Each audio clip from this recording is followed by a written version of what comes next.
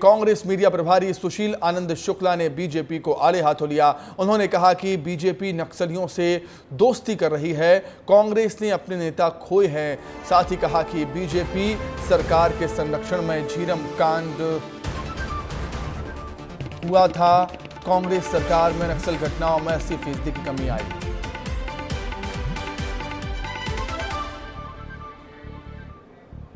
नक्सलियों से दोस्ती तो भारतीय जनता पार्टी की है, यह छत्तीसगढ़ का बच्चा जानता है। कांग्रेस पार्टी ने तो नक्सली वारदात में अपने पूरे एक पीढ़ी को शहीद किया है। कांग्रेस पार्टी लगातार नक्सली वारदात की शिकार रही है। नक्सलियों से दोस्ती तो भारतीय जनता पार्टी की है। यह तो नक्सलवाद एक बहुत बड़ी समस्या छत्तीसगढ़ के लिए अभी भी बनी हुई है, लेकिन जिस तरीके से छत्तीसगढ़ में नक्सलियों का सफाया किया है पिछले कुछ महीनों से हमारे सुरक्षा बलों ने, जवानों ने, कहीं ना कहीं नक्सली बैकफुट पर जरूर आए हैं, लेकिन नक्सलवाद पर सियासत हमेशा से ही छत्तीसगढ़ में होती आई है, जो रुकने का नाम नहीं लेती।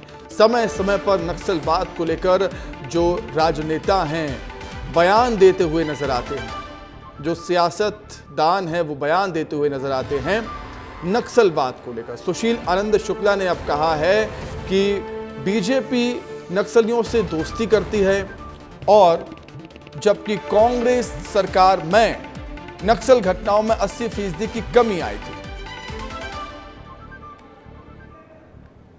तो बीजेपी सरकार के संरक्षण में नक्सली फले फूले, ये भी आरोप लगाए हैं सुशील आनंद शुक्ला ने।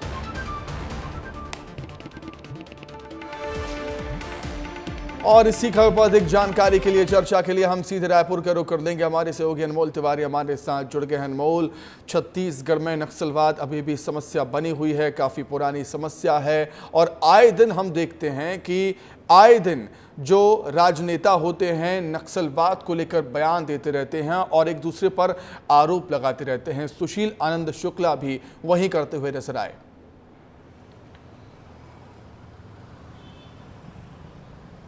देखिए सुमित, नक्सलवाद हमेशा से छत्तीसगढ़ में राजनीति का केंद्र रहा है, क्योंकि यहाँ एक बहुत बड़ी समस्या रही है नक्सलवाद। लेकिन जब से साय सरकार का गठन हुआ है तब से नक्सलवाद पर जो है अंकुश लगाने की कोशिश जारी है। और इसी कड़ी में देखिए अब तक जो है जनवरी से लेकर के अभी हम मई में हैं, अब तक बात करें तो 100 से अधिक नक्सली जो है मारे जा चुके हैं। अभी देखिए आंकड़ा दिया था सीएम विष्णुदेव साय ने, खुद मीडिया में आकर कहा था कि करीबन 450 ऐसे नक्सली थे जिन्होंने सरेंडर किया। पुनर्वास नीति की भी बात हुई नक्सलियों को लेकर के, सरकार की तरफ से ये भी बयान आया कि हम नया पुनर्वास नीति बनाने का भी चर्चा कर रहे हैं। लेकिन कांग्रेस वहीं दूसरी तरफ ये आरोप लगा रही है कि भाजपा जो है कांग्रेस नक्सलियों पर नकेल कसने में पीछे रही है। ठीक है अनमोल मैं लौटूंगा, अनमोल मैं लौटता हूं आपके पास। दर्शकों को एक और बयान हम सुनवा देते हैं। दर्शकों को वो बयान सुनवाते हैं। बीजेपी नेता सांसद सुनील सोनी ने क्या कुछ कहा था, कांग्रेस पर निशाना साधा था, जिसके बाद सुशील आनंद शुक्ला ने ये बयान दिया है। सुनील सोनी का, बीजेपी सांसद सुनील सोनी का बयान सुनिए पहले। और नक्सलियों से इनका संबंध क्या है और कितने नक्सलियों से इनकी दोस्ती है, इसको भी उजागर करे। और कौन से नक्सलियों से इनकी जो दोस्ती है बताए, हम उनको भी ढेर कर देंगे। और सेना को सहयोग करे, पुलिस को सहयोग करे। ये राजनीतिक विषय नहीं है, ये छत्तीसगढ़ का अहम विषय है कि हम छत्तीसगढ़ को नक्सल मुक्त करें। तो अनमोल लगातार हमारे साथ बने हुए हैं, अनमोल का ही रख कर लेते हैं। अनमोल देखिए, एक बात तो साफ है कि जो नक्सलवाद है इस पर राजनीति नहीं होनी चाहिए, सियासत का विषय नहीं है। एक बहुत बड़ी समस्या है नक्सलवाद, चाहे वो बीजेपी हो या कांग्रेस हो, दोनों ही पार्टियों को मिलकर इस समस्या को हल करने पर विचार करना चाहिए, ना कि एक दूसरे पर आरोप लगाना चाहिए। अनमोल। बिल्कुल सुमित, सही कहा आपने कि ये राजनीति का विषय नहीं है। देखिए नक्सलवाद एक बहुत गंभीर समस्या है और इससे छत्तीसगढ़ जो है काफ़ी दिनों तक प्रभावित रहा है और अभी फिलहाल भी है। लेकिन अब नक्सलवाद देखिए खात्मे की ओर है, लगातार सरकार के तरफ से नए कैंप खोले जा रहे हैं। लेकिन जिस तरीके से कांग्रेस दावा कर रही है कि हमारे सरकार में 80% नक्सल की घटना जो है वो कम हो गई थी, सुशील आनंद शुक्ला ने पलटवार किया है। जिस तरीके से सुनील सोनी ने आरोप लगाया कि कांग्रेस की दोस्ती है नक्सलियों के साथ, लेकिन अब सुशील आनंद शुक्ला बोल रहे हैं कि देखिए बीजेपी फालतू में ये सब बातें करती है। हमारे समय में तो 80% नक्सल घटना कम हो गई थी, लेकिन सवाल एक ही है सुमित कि अगर कम हो गई थी तो अब भी छत्तीसगढ़ क्यों प्रभावित है नक्सलवाद से? और अब जब नक्सली मारे जा रहे हैं लगातार तो इस पर राजनीति बंद होनी चाहिए, सियासत बंद होनी चाहिए। इस पर दोनों ही दलों को, चाहे पक्ष हो चाहे विपक्ष, मिलकर एक योजना बनानी चाहिए ताकि नक्सल का खात्मा हो सके पूरे तरीके से प्रदेश में। बिल्कुल ठीक बात है अनमोल, बहुत धन्यवाद जुड़ने के लिए, तमाम बातचीत के लिए अनमोल आपका बहुत शुक्रिया। सियासत का, राजनीति का विषय नहीं है नक्सलवाद, बिल्कुल ठीक बात है। आगे बढ़ेंगे बात कुछ और खबरों की। छत्तीसगढ़ कोयला घोटाले के मामले में आरोपी सुनील अग्रवाल को सुप्रीम कोर्ट से जमानत मिली है। ईडी ने 11 अक्टूबर 2022 को इन्हें गिरफ्तार किया था। 500 करोड़ से ज्यादा के घोटाले में गिरफ्तार किया गया था सुनील अग्रवाल को। बड़ी खबर, छत्तीसगढ़ कोयला घोटाला मामले में आरोपी सुनील अग्रवाल को सुप्रीम कोर्ट से जमानत मिली, राहत मिली है। ईडी ने 11 अक्टूबर 2022 को गिरफ्तार किया था। 500 करोड़ से ज्यादा के घोटाले का यह मामला। अब बात हो जाए मतगणना की। मतगणना के लिए रायपुर में प्रशासन की तैयारी शुरू हो चुकी है। रायपुर जिले के हर विधानसभा हॉल में 14 टेबल लगाए जाएंगे। मतगणना में 60 कर्मचारियों की ड्यूटी लगेगी। कर्मचारियों को ड्यूटी के लिए ट्रेनिंग भी दी जा रही है, प्रशिक्षण दिया जा रहा है कि किस तरीके से मतगणना करनी है। प्रशासन ने सुरक्षा के पुख्ता इंतजाम कर दिए हैं। 1000 जवानों की निगरानी में मतगणना होगी, काउंटिंग होगी। 4 जून को सुबह 8 बजे से डाक मतपत्रों की गिनती शुरू हो जाएगी और सुबह 8:30 बजे ईवीएम से वोटों की गिनती शुरू होगी।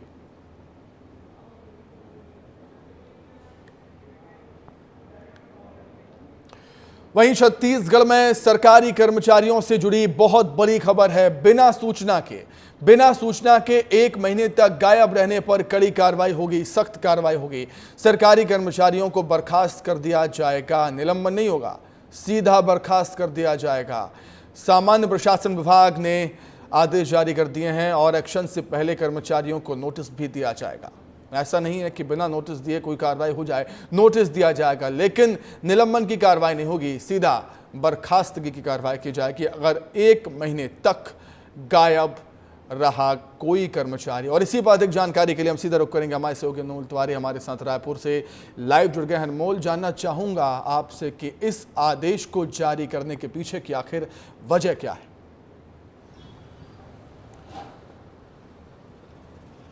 देखिए सुमित, सबसे बड़ा आदेश है इस वक्त, क्योंकि आए दिन ये समस्या हो रही थी कि जो अधिकारी कर्मचारी थे वो बिन बताए जो है महीनों तक एब्सेंट रहते थे, उनकी जो उपस्थिति है वो दर्ज नहीं हो पाती थी, जिसके मद्देनज़र एक गंभीर निर्णय लिया गया है। अब सरकार जो है ऐसे अधिकारियों और कर्मचारियों की पहचान करेगी जो लगातार 1 महीना तक एब्सेंट रहते थे। उन्हें जो है अब नोटिस दिया जाएगा, उनसे जवाब मांगा जाएगा और अगर वो 15 दिनों के भीतर जवाब नहीं देते हैं तो उन पर विभागीय जांच बैठाई जाएगी। और ये जो विभागीय जांच है ये अधिकतम 6 महीने के अंदर पूरी कर ली जाएगी और दोषी पाए जाने पर अधिकारियों का जो है बर्खास्त कर दिया जाएगा। देखिए निलंबन, आप जो अभी चर्चा भी कर रहे थे कि निलंबन की बात नहीं की गई है, बहुत ही कड़े शब्दों में जो है ये फरमान जारी किया गया है कि सीधे तौर पर अब बर्खास्त किया जाएगा अगर ऐसी लापरवाही सामने आई है। सभी विभागों को देखिए आदेश जारी कर दिया गया है कि 31 मई तक ऐसे अधिकारियों और कर्मचारियों को पहचान कर लीजिए जो लगातार इस तरीके से जो है एब्सेंट होते हैं, लगातार महीनों दिन तक वो एब्सेंट होते हैं बिना सूचना दिए हुए। लेकिन सुमित, सबसे जरूरी बात ये है कि इससे पहले भी कई बार फरमान जारी हुए हैं इस तरीके के, लेकिन कार्रवाई देखने को नहीं मिली है। लेकिन अब जब सरकार बदली है तो अब नजरें रहेंगी कि किस तरीके से कर्मचारियों और अधिकारियों को ऐसे लापरवाही। ठीक है, जाहिर सी बात है 1 महीने तक बिना सूचना के गायब रहेंगे, सरकारी काम प्रभावित होगा और सरकारी काम प्रभावित होगा तो सरकार को ऐसे कड़े फैसले लेने पड़ेंगे। अनमोल, बहुत धन्यवाद जुड़ने के लिए, तमाम बातचीत के लिए आपका बहुत शुक्रिया। आगे बढ़ते हैं। अब छत्तीसगढ़ में योजनाओं में भ्रष्टाचार को लेकर बीजेपी ने पूर्व सीएम भूपेश बघेल पर निशाना साधा। बीजेपी के नेता अनुराग अग्रवाल ने कहा है कि भूपेश बघेल की सरकार ने ऐसी योजनाएं बनाई जिसमें भ्रष्टाचार आराम से हो सके। उनकी सरकार में छत्तीसगढ़ में बहुत भ्रष्टाचार हुए हैं। आप भ्रष्टाचार का केंद्रीकरण और विकेंद्रीकरण पर ही पूरा ध्यान रखते थे। छत्तीसगढ़ की जनता के पैसे से आपने ऐसी योजनाएं चालू की जो कांग्रेसियों की जेबें भरती थी और उसका हश्र ये हुआ कि जनता ने आपको 5 साल के अंदर ही सत्ता से बाहर बेदखल कर दिया। और एकदम निश्चय है कि जितने भी भ्रष्टाचार आपकी सरकार में एक भी दोषी बख्शे नहीं जाएंगे। उधर छत्तीसगढ़ में शराब घोटाले के मामले में कारोबारी त्रिलोक सिंह ढिल्लन को कोर्ट से राहत नहीं मिली है। जमानत याचिका को खारिज कर दिया है कोर्ट ने। ईओडब्ल्यू ने 25 अप्रैल को गिरफ्तार किया था इनको। अनवर डेवर की जमानत याचिका को भी कोर्ट ने खारिज कर दिया। छत्तीसगढ़ में शराब घोटाला का ये मामला है। जो आरोपी बनाए गए हैं कारोबारी त्रिलोक सिंह ढिल्लन को कोर्ट से राहत नहीं मिली। उनकी जमानत याचिका को खारिज कर दिया है और ईओडब्ल्यू ने 25 अप्रैल को गिरफ्तार किया था। वहीं अनवर डेवर की जमानत याचिका को भी कोर्ट ने खारिज कर दिया। छत्तीसगढ़ के सीएम विष्णुदेव साय ने अपनी नन्ही दोस्त के साथ एक फोटो पोस्ट किया है, शेयर किया है सोशल मीडिया पर। सीएम ने शुक्रवार देर रात एक्स पर एक नन्ही सी बच्ची को अपना दोस्त बताकर उसके साथ तस्वीर साझा करते हुए एक पोस्ट भी किया है। एक्स पर सीएम विष्णुदेव साय ने अपनी पोस्ट में लिखा है कि उन नन्हे नन्हे कदमों की बात कुछ और ही थी, उस नन्ही सी दोस्त से मुलाकात की बात कुछ और ही थी। अब खबर रायपुर से, जहां कलेक्टर डॉक्टर गौरव सिंह ने अचानक तक्षशिला लाइब्रेरी पहुंचकर और प्रतियोगी परीक्षा की तैयारी कर रहे छात्रों की क्लास ली। कलेक्टर का ये अंदाज सभी को पसंद आया। उन्होंने छात्रों को प्रतियोगी परीक्षा की तैयारी करने के टिप्स भी दिए। कलेक्टर ने लाइब्रेरी में पढ़ाई कर रहे युवाओं से लाइब्रेरी से जुड़ी सुविधाओं और व्यवस्थाओं पर भी चर्चा की है। साथ ही छात्रों से कहा कि विषयों को रटे नहीं बल्कि कॉन्सेप्ट क्लियर करते हुए पढ़ाई करें। रायपुर में प्रतियोगी परीक्षा की तैयारी करने वाले छात्रों के लिए आधुनिक लाइब्रेरी तक्षशिला का निर्माण किया गया है। यहाँ काफ़ी संख्या में छात्र पहुंचकर पढ़ाई करते हैं। संविधान में जो कुछ लिखा, हाँ यही सवाल होता कि तेलंगाना का निर्माण संविधान के किस भाग से हुआ, तब भी अनुसूची 1 उत्तर में नहीं आती, तब आता भाग 1 अनुच्छेद 2 या 3 जो भी। समझ गए? ये सवाल मैंने तुमको इसलिए बताया कि तुम अनुसूची के बारे में क्लियर रहो कि अनुसूची एग्जैक्टली है क्या, संविधान है क्या। मान लो कल को कोई भाषा जुड़ जाती है,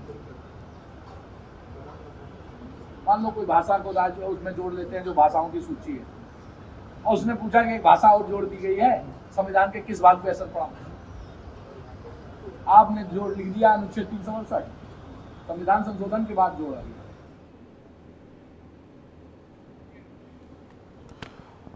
और आगे बढ़ते हैं अब। और छत्तीसगढ़ में लोकसभा चुनाव खत्म हो चुके हैं।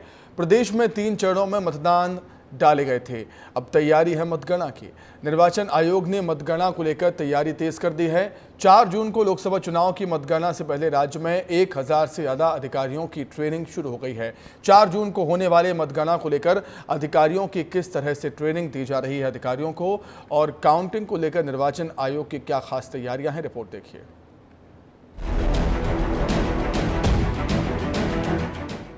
छत्तीसगढ़ में 4 जून को मतगणना होने से पहले निर्वाचन आयोग अपनी तैयारी पूरी करने में जुटा हुआ है। मतगणना के दौरान कोई गलती न हो, इसलिए राज्य में 1000 से अधिक अफसरों की ट्रेनिंग शुरू हो चुकी है। इसी कड़ी में 16 मई को बिलासपुर और दुर्ग में अधिकारियों को ट्रेनिंग दी गई।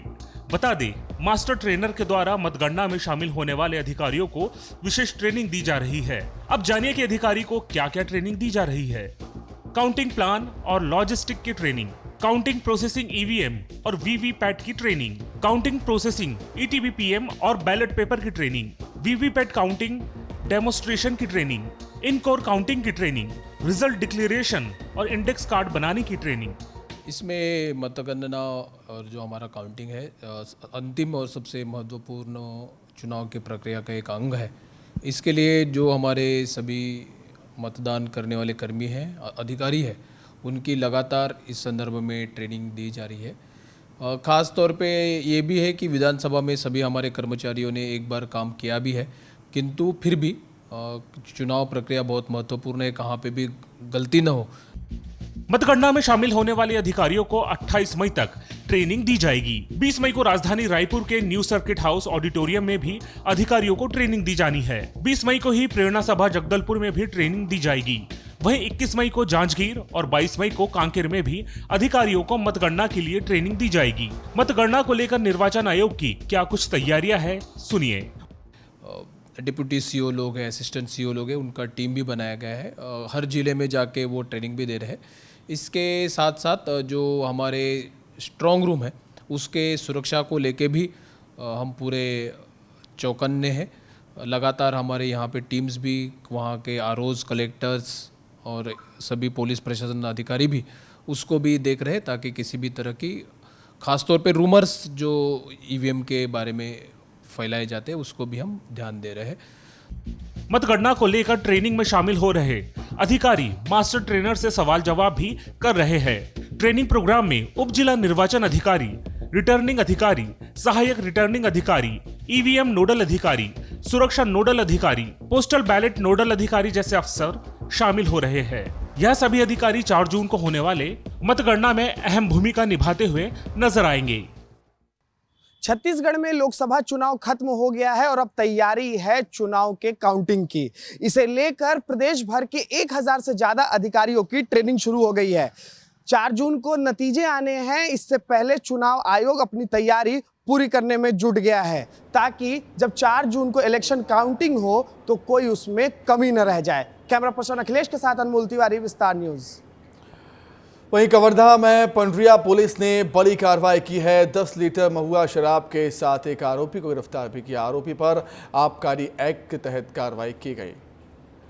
नशीले पदार्थों पर प्रशासन का शिकंजा। 10 लीटर शराब समेत एक आरोपी गिरफ्तार हुआ है। 10 लीटर महुआ शराब के साथ एक आरोपी को पुलिस ने धर दबोचा।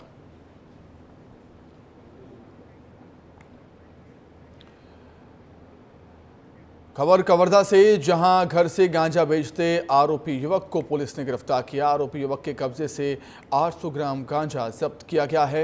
मुखबिर की सूचना पर कुंडा पुलिस ने कार्रवाई की। आरोपी का नाम सुरेश चंद्राकर बताया जा रहा है। पुलिस ने आरोपी युवक के खिलाफ धारा 67 NDPS एक्ट के तहत केस दर्ज किया है।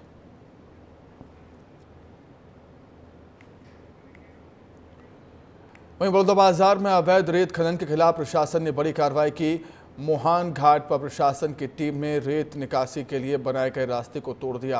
अवैध खनन को लेकर प्रशासन को लगातार शिकायतें मिल रही थी।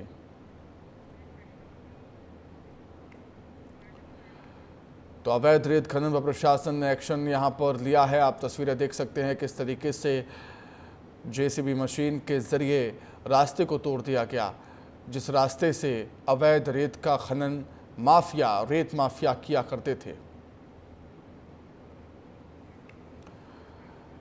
बात कर लेते हैं मौसम की। छत्तीसगढ़ में आज मौसम का मिजाज बदला है। बंगाल की खाड़ी से नमी के चलते बादल छाए हैं। अगले 2 दिनों तक लोगों को गर्मी से राहत मिलेगी। अगले 2 दिनों तक मौसम में नमी बनी रहेगी। तो बंगाल की खाड़ी से नमी के चलते बादल छाए हैं छत्तीसगढ़ में। अगले 2 दिनों तक लोगों को गर्मी से राहत मिलेगी और आने वाले 2 दिनों तक मौसम में नमी बनी रहेगी। मौसम विभाग का ऐसा कहना।